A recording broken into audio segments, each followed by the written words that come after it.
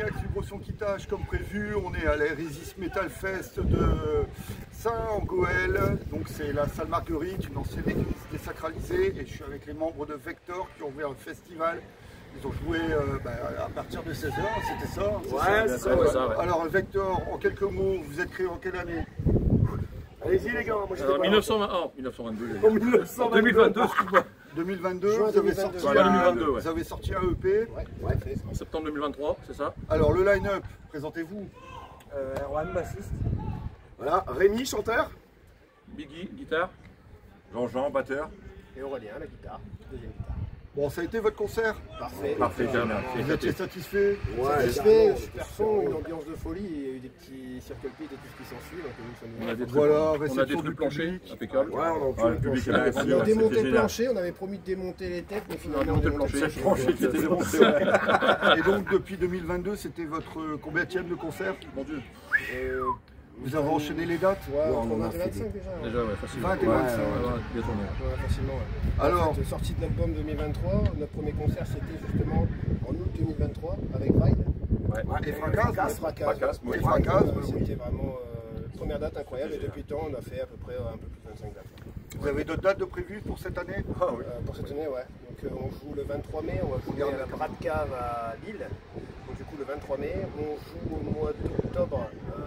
Donc du coup il y a des dates qui sont, on peut pas encore, c'est pas encore officiel. Il y aura deux dates en octobre, en fait. Oui, Les deux, hein, exactement. octobre. Non, En octobre et en novembre. On peut pas en parler pour l'instant. novembre. Donc on peut pas encore, ça va être annoncé d'ici peu, donc il y aura, c'est vraiment des beaux groupes. Donc je pense que ça va vous faire plaisir. Déjà nous ça nous fait super plaisir, on est super honorés de jouer avec eux. Et... donc des groupes de la région et il y en a c'est pas du tout régionaux et ça fait vraiment mal. Quoi.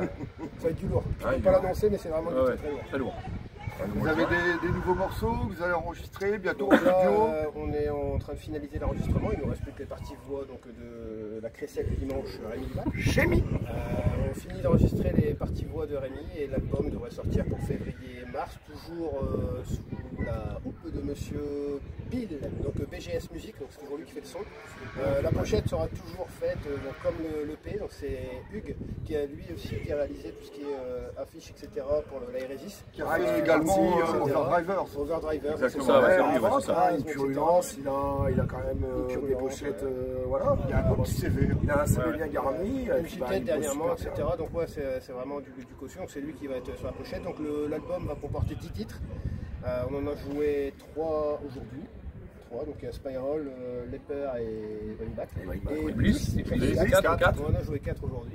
On ne peut pas en dévoiler plus parce que sinon vous allez connaître tout l'album avant que ça sorte.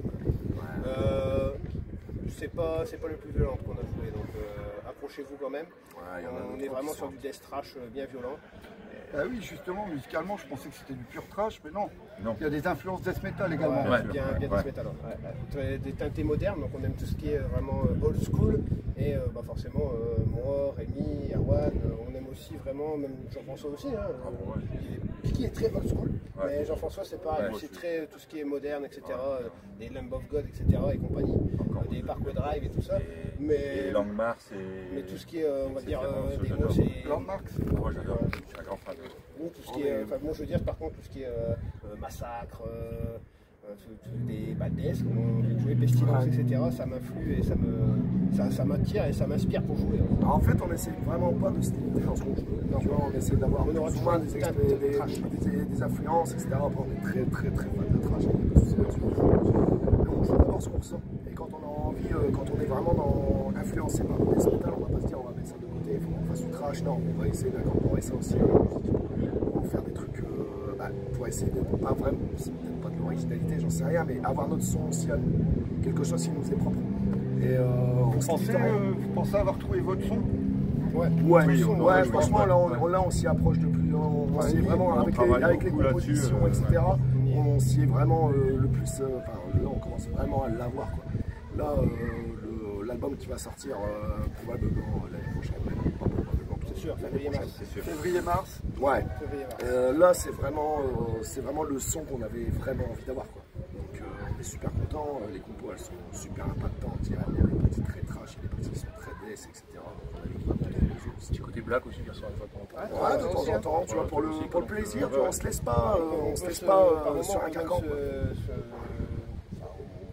On est bien content, ça peut ressembler un petit peu à des touches qui font un peu baest. Sur les côtés justement, un côté un peu sur le dernier morceau qui sont sortis justement, un côté un petit peu black metal, mais justement avec le chant très death derrière, le côté complètement paumé et ça peut justement ça donne envie de cartonner, voilà.